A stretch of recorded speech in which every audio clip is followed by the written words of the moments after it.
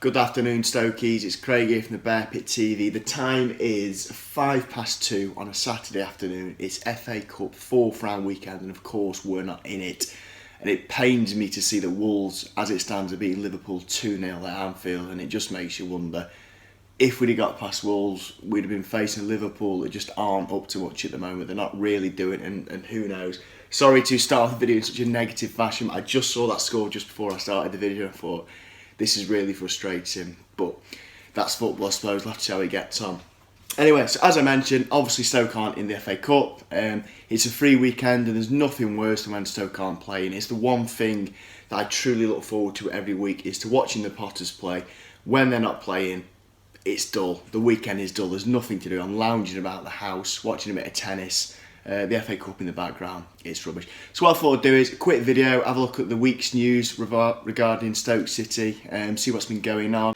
So the first thing I wanted to mention is that the ground expansion has finally started, after what seems like the best part of a decade of discussing, are we going to expand the ground, we're going to fill the corners in. The work is actually started, so there is no going back now.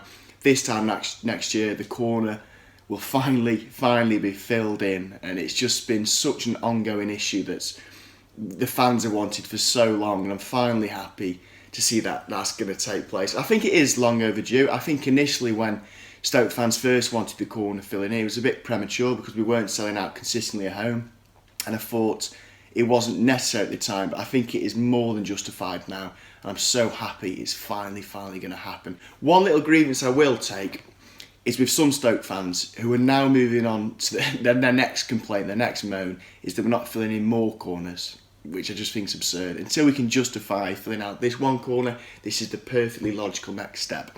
So it's amazing news. I'm glad it's happened, and it is about bloody time.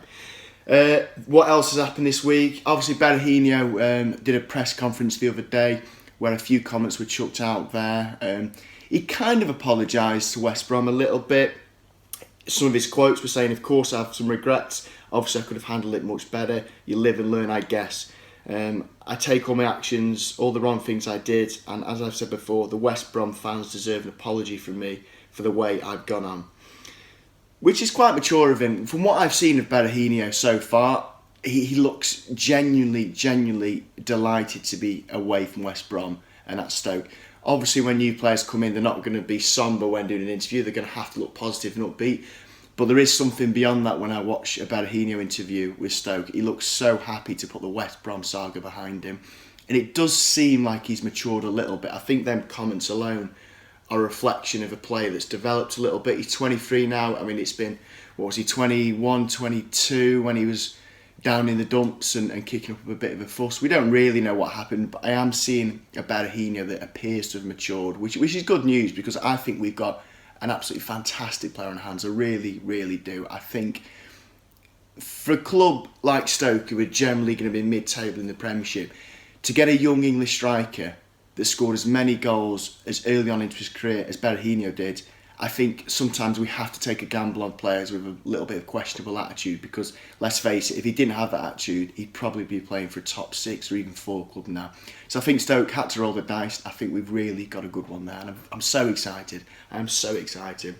Speaking of strikers coming in though, there's been a few reports as of today, Saturday the 28th, that Bojan has agreed terms to go somewhere abroad. I mean, this is very vague news. I've got no details or facts, but a few little reports on message boards on the internet that a fee has been agreed with the club, and it's believed this club is abroad somewhere. Again, I apologise for the lack of detail because I haven't got much, but it looks like the Bojan saga is also coming to a close. I get the impression that he might be out of Stoke by the end of the transfer window. And I mean, the Bear Pit alone, we've done several videos on the Bojan thing, and it's been much talked about amongst the Stoke fans, but I think if he goes, he goes. We need to move on. He was great in that first season. He's never quite hit them heights since. I understand some Stokies' points of views that he's not been given a fair run, but at the same time, I do think he has had opportunities, and he's not really done it. And I always look at Afellai's comeback this season. He had a similar-ish injury to Bojan,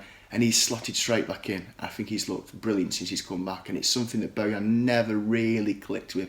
I'm naturally going to be sad to see him go, because I think it's going to leave that big question of what if, what could have happened with Bojan. We could have literally had the latest Stoke City legend in front of us, but it's seemingly not working out, and it looks like it's not going to work out. So there you go, a bit of a Stoke City update for you, a few news features, what's been going on in the week. Let us know what you're doing with your non-Stoke weekends, what you've been up to, what you reckon of the Bowen situation. Berahino, has he moved on? Are you happy with the ground expansion? Surely you're not one of them fans who wants all the corners filled in and you're just happy that one corner. One other thing I want to quickly drop in, of course, is that we announced the other day that BET have started a podcast. Me and Elle recorded the first episode last week and we're hoping that should be online either Monday or Tuesday, so keep an eye out for that. It's good, it's a good little listen. We just discuss all things Stoke, our best moments, worst moments, how we got into supporting Stoke and all the rest of it. So check that out when it comes out either Monday or Tuesday of this coming week, and we'll see you, I think, next Wednesday for the Everton game. In the meantime, keep yourself busy and we'll see you then.